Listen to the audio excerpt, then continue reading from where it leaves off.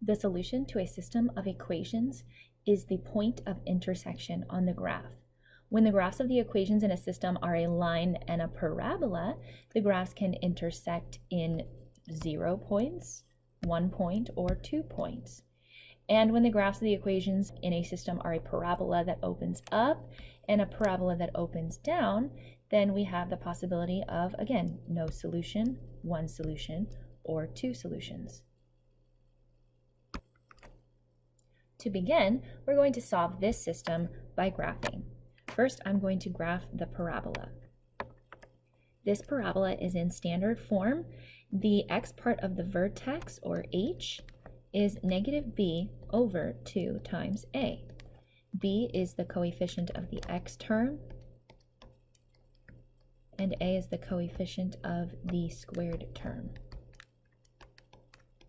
So we get a positive 1 for the x part of the vertex. To get the y value of the vertex, I'm going to plug in 1 for x in that equation. The y value of my vertex is negative 2. The parabola is at 1, negative 2, and a for our parabola is 1. That means that when I go horizontally 1 unit away from the vertex, so to the left or to the right, I'm going to rise a, 1 times a, which is just 1. So over 1, up 1, over 1, up 1. When I move horizontally 2 units from the vertex, I will rise 4 times a, and a is 1, so just 4. So move 2 units from the vertex and rise 4. 2 units from the vertex, rise 4. The linear equation is in slope-intercept form, so negative 1 is my y-intercept. Oh my goodness, that looks like our point or one of our points of intersection. And then our slope is negative 2, so down 2 to the right 1 or up 2 to the left 1. I think I see that intersection point, and it is just one intersection at 0, negative 1. That is our solution because that is the point of intersection. And if you want to check to see if your solution is correct, you would plug in 0 for x and negative 1 for y into both equations, ensuring that you got the correct solution point. This one we're going to solve by substitution. Substitution means solving for one of the variables in one of the equations and then substituting it in for that variable in the other equation. I like to isolate the variable that has 1 as a coefficient so I don't have to deal with fractions if possible. X and y both have 1 as a coefficient, but then I noticed that there's only a y in the first equation, but there's an x squared and an x in the first equation. So I'm going to solve for y. I think that will be the easiest. These tips are to make your life easier, not because it would be wrong to solve for x. To get y by itself, I would have y equals negative x plus 4. I'm just so used to writing it in slope-intercept form. I like the x to be first. Now y has been isolated in equation 2.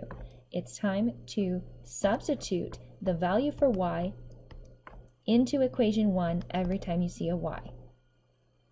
X squared plus x minus y equals negative 1, but I have an equivalent value for y. Y is equal to negative x plus 4, so negative x plus 4 is what I will substitute for the variable y. Now we can solve this equation because it only has one variable. X squared plus 2x minus 4 equals negative 1. I have a quadratic equation, and the first thing I always try is factoring. So I want this to equal 0.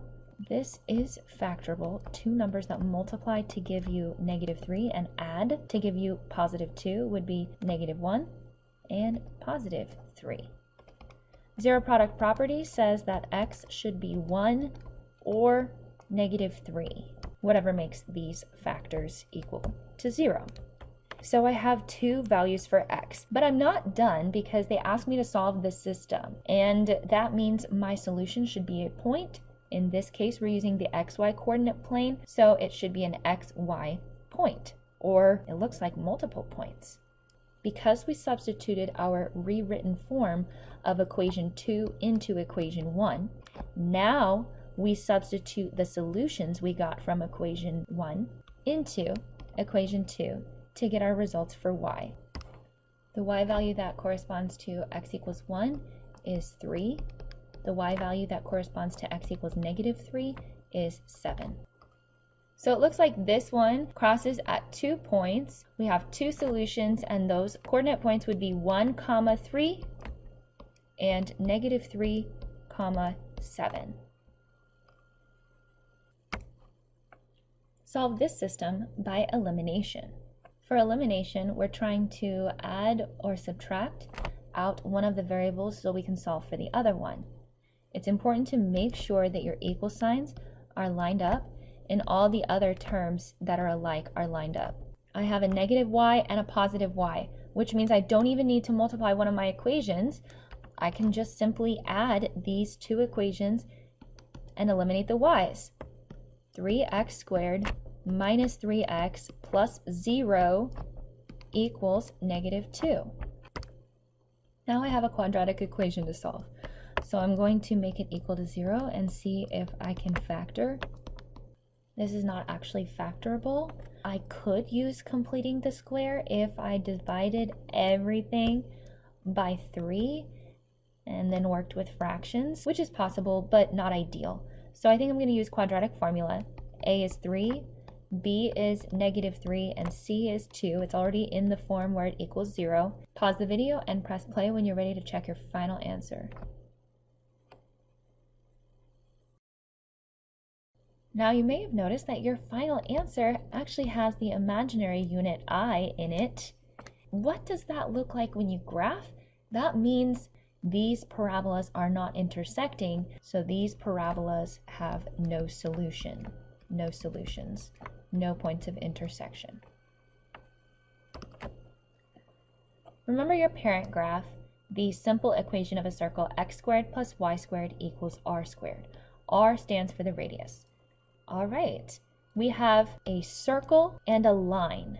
How many different types of solutions could you get for that? These would be your possibilities for graphically what it looks like to have none, 1, or 2 solutions when it comes to a line and a circle. All right, let's solve by substitution. Y is already isolated. Y is x plus 4.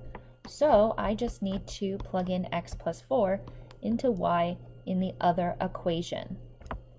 All right, we have a quantity squared, but we still have a variable outside, so we need to expand and then see if we can factor from there. This expands to be x squared plus 8x plus 16. Bring everything to the left side and let's see if we can factor. 2x squared plus 8x plus 12.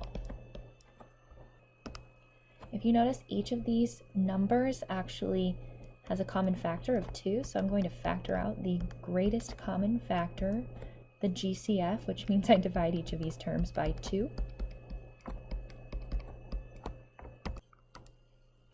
If you divide both sides by 2, then you may be able to see the equation better. Can you factor this? No. But it's a great candidate for completing the square. So I'm going to make space for the new c.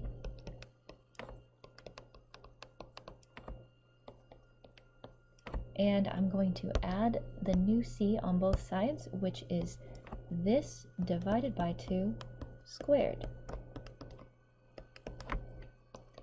Add 4, add 4. The left side is a perfect square trinomial and it factors to be x plus whatever this is divided by 2. Quantity squared equals -2. Square root both sides, and we have x plus 2 equals plus or minus square root -2. Square root -2 can actually be rewritten as square root -1 times square root 2. Square root -1 is I, and then square root 2 remains. But that way we do not have a negative underneath the radical, which you cannot have. So x plus 2 equals plus or minus I times root 2, and then subtract 2 on both sides. Again, imaginary. So does this line and this circle, do they intersect? No, they do not. No solution if these intersections are imaginary.